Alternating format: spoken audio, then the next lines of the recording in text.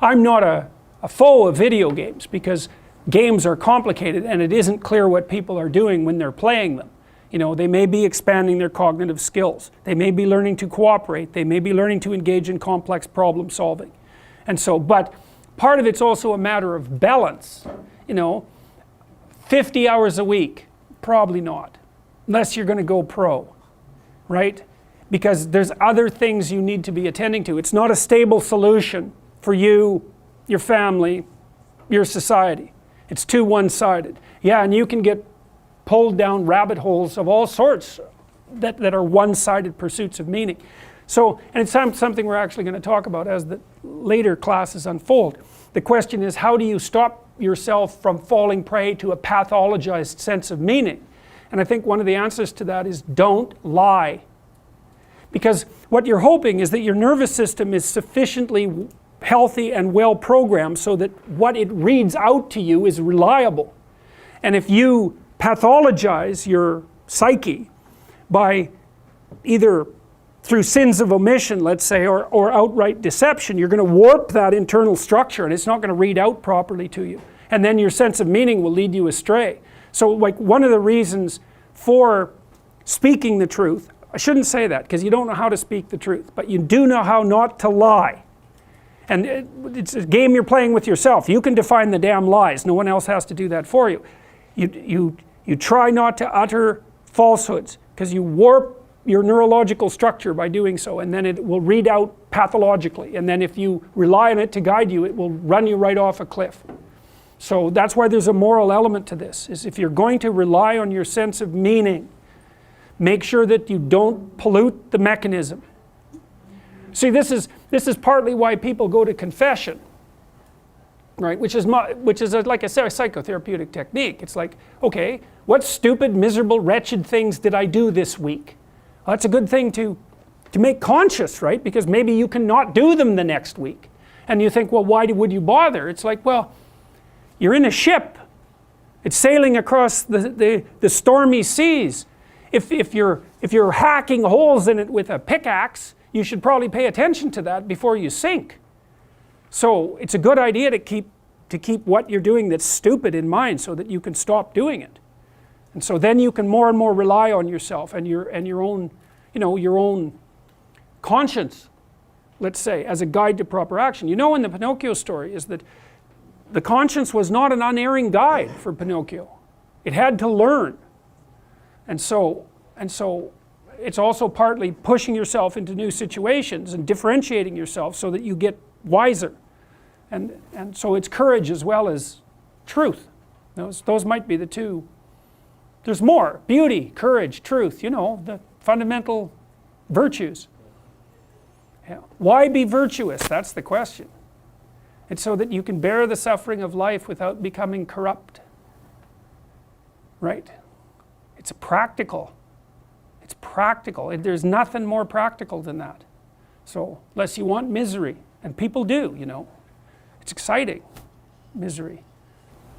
You could say that the ultimate sense of meaning is composed of the union of fragmentary senses of meaning, and the fragmentary senses of meaning can be overwhelmingly powerful. Anger, sexual lust, and the sorts of things that you experience when you're playing a video game, which are very carefully calibrated to keep you on the edge of exploration, let's say. The kids who could delay gratification at an early stage were doing quite a bit better later in life. Now, I don't know to what degree that was controlled for IQ, because such things matter. But the point is that, well, the point that you're making, is that you can only delay gratification intelligently, though, if the social structure is stable. Right? Because basically if you delay gratification, you're making a bargain with the potential future. And the bargain is everybody's going to keep acting the same way so that the future is the same as the present. Because otherwise you'll delay gratification and then everything will fall apart and you won't get your cake and you won't get to eat it. And so society has to be quite stable. It has to be stabilized by the contractual relationship between people before delaying gratification is a useful strategy.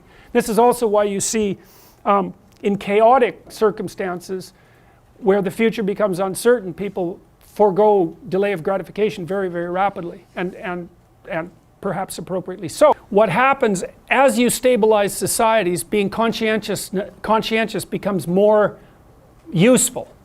And so then you're going to be selected for as a consequence of being conscientious, and that's going to stabilize the society even more. These are roughly known as Baldwin effects. So that's where, let's call it a genetic transformation, produces a behavioral transformation that transforms the environment, so the genetic transformation is more likely to propagate.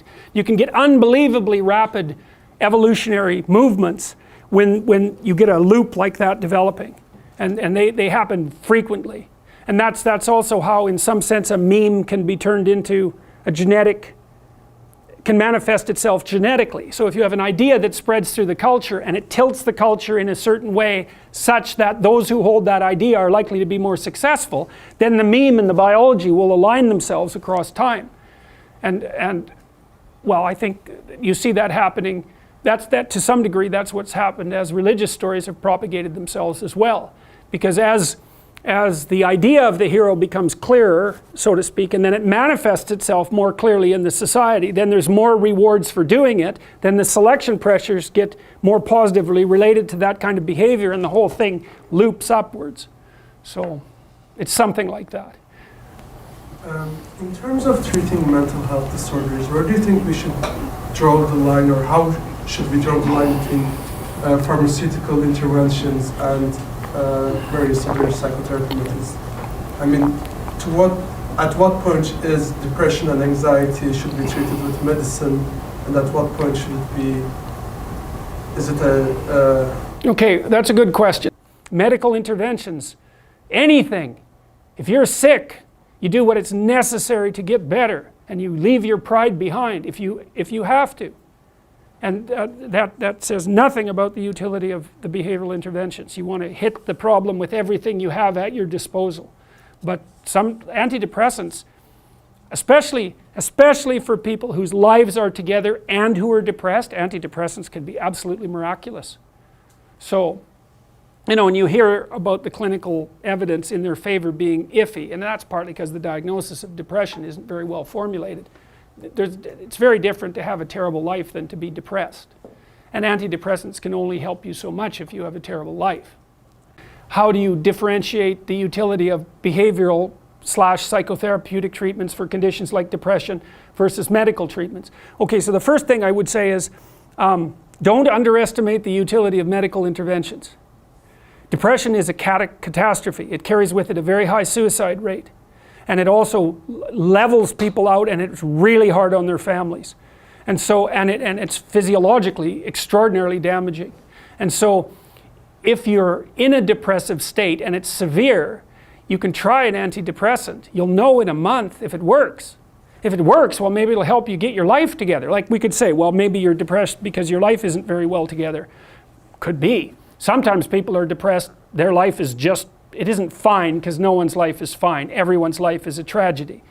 But sometimes people have their lives in order as much as you could expect anyone to have. They have friends, they have an intimate relationship, they have a career that they like. They're qualified, industrious people working hard on what they're doing and really playing a minimum number of games with themselves, and they're terribly depressed.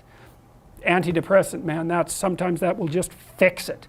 And so hooray, like you're a biological entity. If there's something out there that can help you strengthen yourself so that you can prevail, great. And people, you hear, everyone takes antidepressants, everyone's taking them. It's like no one takes those bloody things without serious consideration. Half the time I spend with my clients who are depressed is often the 2 years long attempt to get them to tentatively try an antidepressant, because they're so guilty that they're relying on an external crutch to sort out their lives that they can't even tolerate it. But I say, well look, man, what if you had diabetes? You're not going to take your insulin? It's like you got stressed, you blew out at your weakest point. That's what happens when you get stressed. If there's something out there that might help you, it's like, try it, for God's sake. You'll know in a month, and you just stop if it doesn't work. Now, having said that, you want to do a multidimensional analysis. It's like, well, do you have any friends? Do you have an intimate relationship, or are you pursuing one? Do you have a reasonable career? Are you as educated as you are intelligent? Do you have something useful to do with your time outside of work? Do you have a drug or alcohol problem? Are there other behavioral issues like sleep dysregulation and lack of eating that are contributing to the pathology? You want to differentiate all of that, and wherever you can make a behavioral intervention, so much the better. But sometimes too, you're dealing with people whose lives are so wrecked that they don't even know where to start.